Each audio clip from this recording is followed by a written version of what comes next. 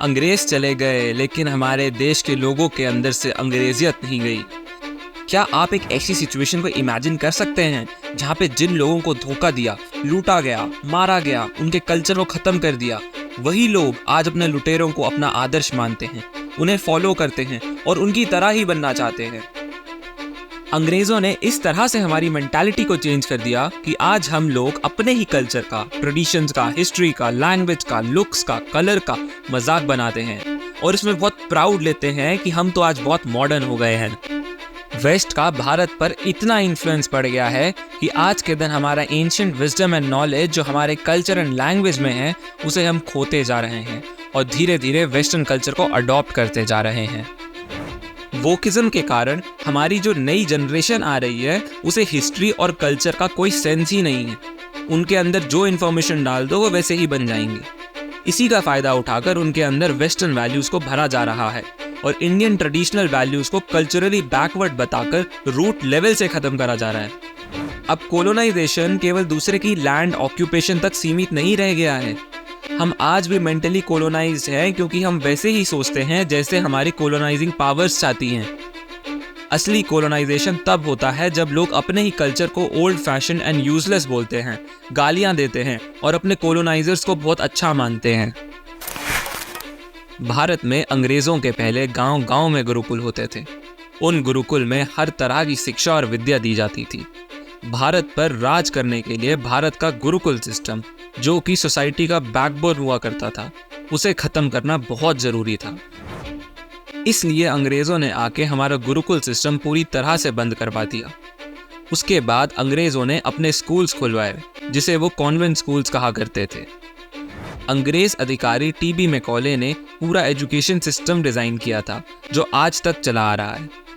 अंग्रेज चले गए लेकिन उनका घटिया सा एजुकेशन सिस्टम आज भी चल रहा है। हमारा सिलेबस इतना फालतू है कि उसमें से मोस्टली कुछ भी हमारी रियल लाइफ में काम ही नहीं आता है। हम पढ़ते हैं, उसको रटते हैं और पेपर में छाप आते हैं, लेकिन उससे मिलता क्या है? जिंदगी में तो काम ही नहीं आती है वो शिक्षा। आपने अपनी जिंदगी में जो जो पढ़ा है उसमें से याद करो कि क्या क्या काम आया। एजुकेशन सिस्टम के कारण शिक्षा हमारे देश के बच्चों पर बोझ बन गई है। आए दिन खबर आती रहती है कि फेल होने के कारण बच्चों ने आत्महत्या कर ली। असल में बच्चे फेल नहीं हुए हैं, हमारा एजुकेशन सिस्टम फेल हुआ है। एजुकेशन सिस्टम पर टीबी मैकॉले तो कह कर गया था कि शिक्षा का तो पता नहीं, लेकिन हम संस्कार अंग्रेजियत के देंगे। भारत की आने वाली पीढ़ी बस शरीर से दिखने में भारतीय होगी, लेकिन सोच और आत्मा से अंग्रेज होगी, और यही हमारी मदद करेगा भारत को गुलाम बनाए रखने में। यूरोप और वेस्ट में विमेन को बहुत लो स्टेटस दिया गया है और बहुत खराब तरह से ट्रीट किया जाता है। पिछले 60-70 साल में थोड़ा बेटर हुआ है, लेकिन स्टिल ग्राउंड लेवल पर हालत बहुत खराब है। अगर आप पढ़ेंगे कि 20th सेंचुरी और उससे पहले यूरोपियन कल्चर में विमेन को कैसे ट्रीट करते थे तो आप लोगों के होश उड़ जाएंगे। ऐसी ही कई बुक्स में से एक book women, church and state में से कुछ लाइंस पढ़कर बताता हूँ। A girl was simply a piece of family property to be disposed of as the family thought best. Although wives were simply the slaves of husband, yet the condition of an unmarried woman was even more deplorable. Deprived of the society of young persons of her own sex, not allowed speech with any man outside of her own family, she was fortunate if she escaped personal ill treatment in her father's house. Not permitted to sit in the presence of either her father or her mother, continually found fault with the laws constraining her to marry while giving her no preference as to a husband. If anyone wants to know more about it, तो इस book का link मैंने description में दिया हुआ है। अब समझ आया कि उनकी सोसाइटी में कितनी गंदगी थी, जिसको आज हम मॉडर्न समझकर फॉलो करने में लगे हैं। अर्ली 20th सेंचुरी तक तो वुमेन को वोट करने का अधिकार ही नहीं था। कनाडा में 1917 में, यूके एंड जर्मनी में 1918 में, यूएस में 1920 में, फ्रांस में 1944 में और स्विट्जरलैंड में तो 1971 में जाके विमेन्स को वोटिंग राइट्स मिले हैं। अगर पर 1 लाख विमेन पर रेप केसेस की बात करें तो यूएस में 38.2, स्वीडन में 87.9, फिनलैंड में 27.4, यूके में 27.3, फ्रांस में 40 और ऑस्ट्रेलिया में 28.6 है। भारत में बाकियों के कंपैरिजन में काफ़ी कम है, जो है 2.63 पर 1 लाख वुमेन। लेकिन अगर हम इसको एब्सोल्यूट नंबर्स में देखेंगे तो भारत में काफ़ी ज़्यादा आता है, क्योंकि यहाँ पे पॉपुलेशन बहुत ज़्यादा है। आज के दिन भी हमसे ज़्यादा बुरी हालत तो यूएस एंड बाकी यूरोपियन कंट्रीज़ में है। विमेन को सेक्स ऑब्जेक्ट की तरह देखा जाता है, जैसे वो कोई वस्तु हो। अपने हिसाब से यूज़ करो, जब मन करे बदल लो, जब मन करे फेंक दो। आज के समय में आप कोई भी एड्स और मैगजीन्स, मूवीज, शोज उठाकर देख लो, हर जगह वल्गैरिटी ही दिखाई जाती है। ये सब हमारे देश भारत में भी बढ़ता जा रहा है, जबकि हमारे कल्चर में तो ऐसा है ही नहीं। यहाँ तो बोला जाता है यत्र नर्यस्तु पूज्यन्ते रमन्ते तत्र देवता। जहाँ नारी की पूजा होती है वहीं देवताओं का निवास होता है। यहाँ पर तो नारियों का स्थान हमेशा नर से ऊंचा ही रहा है। हम लक्ष्मी नारायण की बात करते हैं, हम राधा कृष्ण की बात करते हैं, हम सीता राम की बात करते हैं। हम बोलते हैं कि या देवी सर्वभूतेषु मातृरूपेण संस्थिता नमस्तस्यै नमस्तस्यै नमस्तस्यै नमो नमः। मतलब देवी सभी प्राणियों में माता के रूप में स्थित है। उनको नमस्कार नमस्कार बारंबार नमस्कार है। और हम लोग हमारी इतनी उच्च संस्कृति को छोड़कर ऐसी संस्कृति की तरफ जा रहे हैं जिसमें सबसे ज़्यादा इम्पोर्टेंस शारीरिक संबंध को दिया जाता है। आज भी वेस्टर्न कंट्रीज़ में हर दूसरे दिन लोग अपने पार्टनर्स चेंज करते रहते हैं, और इसी कारण से लिव इन रिलेशनशिप्स आए हैं। और हम बेवकूफ़ बिना कुछ सोचे समझे इसे मॉडर्न, फ्रीडम और इक्वालिटी का नाम देकर इसे अपनाने लगे हैं। हमारे यहाँ तो ऐसा नहीं मानते हैं। यहाँ तो साथ साथ जन्म तक एक दूसरे का साथ ना छोड़ने की बात करी जाती है। हम शादी को कोई कॉन्ट्रैक्ट की तरह थोड़ी ना देखते हैं कि कुछ दिनों में कॉन्ट्रैक्ट खत्म तो रिलेशन खत्म।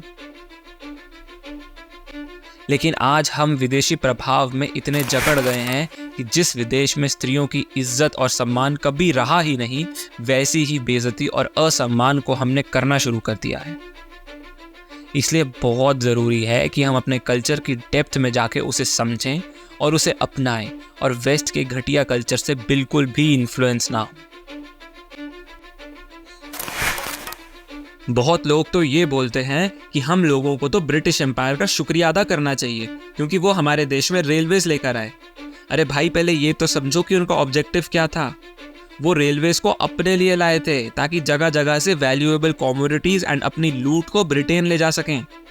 जो उन्होंने रूरल इंडिया से मिनरल्स को लूटा, रिसोर्सेज को लूटा, उसको चोरी करके ले जाने के लिए ही तो बनाया था। इंडियंस को तो बस थर्ड क्लास में ट्रैवल करना अलाउड था, फर्स्ट क्लास में सिर्फ ब्रिटिशर्स ही जा सकते थे। इंडियंस के लिए टिकट के प्राइसेस सबसे ज्यादा थे। हमारे पूर्वजों की खून पसीने की मेहनत की कमाई को लूटकर ही तो वो लेकर गए, और उसी पर यूएस, कनाडा और ऑस्ट्रेलिया को बिल्ड किया गया। और हमें ये बोलते हैं कि हमें ब्रिटिशर्स को थैंकफुल होना चाहिए। मतलब तुम्हारे घर कोई चोरी करने आ रहा है और तुम्हारे घर तक पक्की सड़क नहीं बनी है। क्योंकि लूटने का सामान बहुत ही ज्यादा है, इसलिए अब चोर पक्की सड़क बनाकर आता है और ट्रक्स में भरकर सामान चोरी करता है। अब कल के दिन क्या आप ये बोलोगे कि वाह कितने बढ़िया लोग थे, सड़क बनाकर चले गए? नहीं बोलेंगे ना। तो फिर क्यों हम अंग्रेजों का इसके लिए आभार प्रकट करते हैं? इतनी गर्मी में जहां टेम्परेचर 50 डिग्री तक चला जाता है, वहां कोई ये समझा सकता है कि आजकल भी लोग tie, coat pant, suit, jeans वगैरह क्यों पहनते हैं? किसी न्यूज चैनल के एंकर से लेकर जज और लॉयर तक हम लोग ये सब क्यों पहनते हैं, और वो भी काले रंग का? हमें पता है कि ब्लैक कलर सबसे ज्यादा हीट को एब्जॉर्ब करता है, लेकिन फिर भी 50 डिग्री में हम यही पहनेंगे। ये सब भी हमने अंग्रेजों से ले लिया। वो लोग ऐसे कपड़े इसलिए पहनते हैं क्योंकि ब्रिटेन में ज्यादातर टाइम ठंडा होता है, बर्फीली हवाएं चलती हैं। वहां भारत जितनी गर्मी नहीं पड़ती है, इसलिए वहां ऐसे कपड़ों का पहनना सेंस बनाता है। लेकिन यहाँ भारत में जहाँ मोस्टली टाइम गर्मी रहती है, वहाँ ये सब क्यों? हमारे यहाँ तो धोती कुर्ता पहना जाता है। धोती तो इस तरह से ही डिजाइंड है कि हवा आ जा सके, और इतनी गर्मी में इस तरह के कपड़े पहनना ही हेल्थ के लिए सबसे अच्छा है। हमको ये सिखा दिया गया है कि इंग्लिश लैंग्वेज ही सब कुछ है। हमारी मेंटालिटी को इस तरह से बना दिया गया है कि हमें हमारी लैंग्वेज, कल्चर और हिस्ट्री पर इंफीरियर फील हो। आप भले ही कितने भी पढ़े लिखे हो, लेकिन अगर आपको इंग्लिश नहीं आती है तो आपको कोई भी नौकरी नहीं देगा। हमारे देश में इंग्लिश को एज अ स्टेटस सिंबल देखा जाता है, लेकिन ऐसा क्यों है? ये बोलना भी गलत है कि डेवलपमेंट इंग्लिश के बिना हो ही नहीं सकती। अगर ऐसा ही है तो China, Japan, Russia, France, Germany, Italy, Sweden और इनकी तरह बहुत सारी कंट्रीज हैं जहाँ पे इंग्लिश नहीं बोली जाती है, वो कैसे ग्रो कर रही हैं? हमें ये नहीं समझ आता है कि हमारी मदर टंग का हमारी क्रिएटिविटी और लर्निंग पर कितना बड़ा इम्पैक्ट पड़ता है, जबकि हम तो ऐसी मिट्टी में पैदा हुए हैं जहाँ पूरी दुनिया की सबसे पुरानी और वैज्ञानिक भाषाएं होती हैं, जैसे संस्कृत, तमिल, हिंदी एक्सेट्रा। आज के समय छोटे छोटे बच्चों को कम एज से ही सोशल मीडिया और टेलीविज़न का एक्सपोजर मिलने लगा है। ऐसे ऐसे सीरियल्स और प्रोग्राम्स देखते हैं जिसमें मर्डर्स, वायलेंस, धोखाधड़ी और नफरत दिखाई जाती है। जब तक वो बड़े होते हैं तब तक हज़ारों मर्डर्स और लड़ाई दंगा देख चुके होते हैं। ये सब देखते देखते हमारे अंदर से करुणा का भाव पूरी तरह से ख़त्म हो जाता है। जैसा देखेंगे वैसे ही बनते चले जाएंगे। हमारे देश में एक कहावत कही जाती है, दया धर्म का मूल है।